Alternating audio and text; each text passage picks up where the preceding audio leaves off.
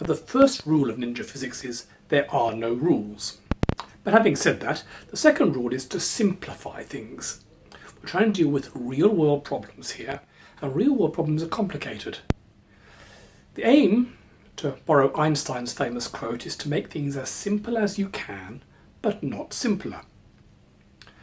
Let me give you an example. Let's imagine you work for a company that has two offices on different sides of the CBD somewhere, both in skyscrapers. Imagine you're in New York or something like this. You're spending a lot of time getting staff driving back and forth between them, delivering memos from one to the other. So you think, I wonder if we could build some sort of catapult or gun on the top of one skyscraper that would fire our packages to a net on top of the other one. If we could do this, it would save a huge amount of expense and being stuck in traffic jams and so on. Okay, so that's a typical ninja physics idea.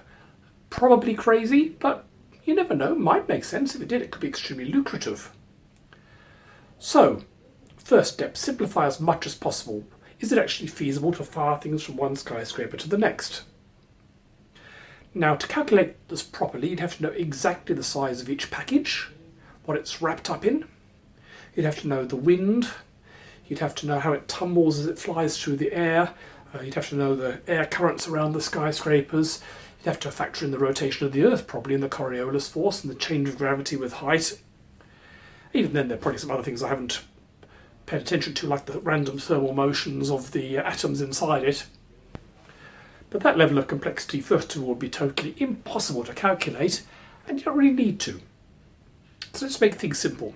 The simplest possible model would just be uniform motion at a constant speed. But that's too simple.